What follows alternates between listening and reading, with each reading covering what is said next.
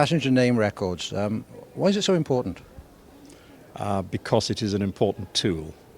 It's an important tool for the intelligence agencies and for the police authorities throughout Europe in detecting and detaining terrorists, major criminals such as people traffickers, drug traffickers, and those who intend to do us harm in one way or another as they travel into Europe and across Europe.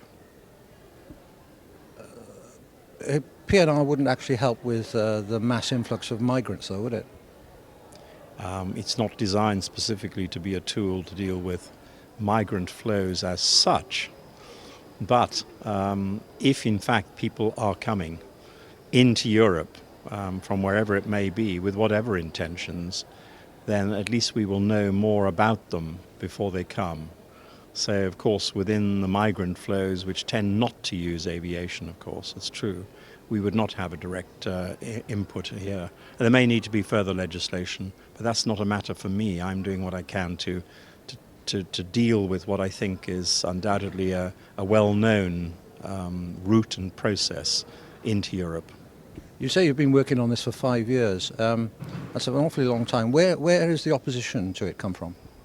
Well, it's mixed really. I mean, the opposition obviously is in the area of data protection. There are groups within the Parliament that simply don't agree with people's information being taken by the authorities and used in any way. They start from that sort of point. There are one or two groups that feel that. And I think also the processes of the Parliament itself have not been on my side. This thing was wedged together with a data protection package, even though it has little to do with that package. PNR is there to get information on a limited basis for a limited purpose. It's not there for the purposes of collecting massive amounts of data on a permanent basis, which actually is the case with the data protection package. So it's totally different. But I'm afraid the political groups here decided that they would prefer to have their data protection package in place. If they held up my PNR, it would give them another lever to try and get what they wanted from the Commission and the Council. But of course, you know, it has been a long time, and it is quite frustrating at times, I admit. But we have kept calm, and we have kept arguing, which is right, that this is an effective measure, or will be an effective measure, and a measure which is going to make us safer. And that's the key point. Should the ordinary man or woman in the street then have any qualms about their data being collected if they're going to travel? The question you have to ask is, does the ordinary man or woman in the street have a lot of qualms when they go and open a club card with a major supermarket in which they provide something like 4 times as much information without really an awful lot of safeguards, in my opinion, as to how it will be used on a regular basis without demurring?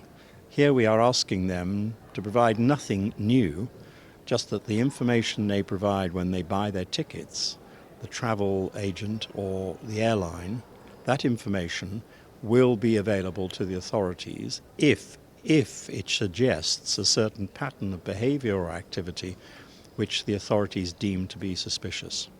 And once that data has been considered, it has to be disposed of. It has to be anonymized with 6 months, but it also has to then be disposed of altogether after a period of time and cannot be used for any other purpose. And that, of course, is not the same with a supermarket card. And when will this actually come into force now? Well, I mean, literally, people have been waiting here. A lot of people have done the preparatory work for these PNR systems in different countries. So once we get the vote through, hopefully successfully tomorrow, then I think that they could get operational very quickly indeed. The British have had a PNR system themselves in place for a long time. Others have been setting them up and getting ready.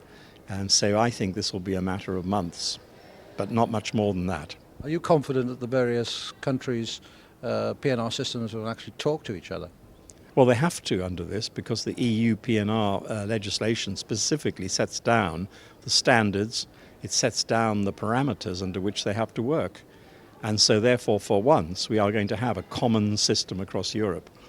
But regardless of people's views about Europe, this is an absolute guarantee of, in my view, getting people together. Do you think, finally, if we'd had that in place, it might have prevented some of the atrocities that have taken place in the past? Difficult to say. I mean, it is certainly, we have evidence that the UK PNR system alone has prevented some terrorist attacks. But as for the ones that actually were successful, those attacks, such as in Paris or Brussels, I have no absolute evidence that we could have prevented those by using PNR. Indeed, it's pretty clear that we could not have done in the case of Paris particularly. But how many other attacks or possible attacks can be thwarted as a result of using PNR? My own view is it will give us a level of security which is greater than we have at the moment. And are you confident it'll be voted on and passed tomorrow? I'm quietly confident.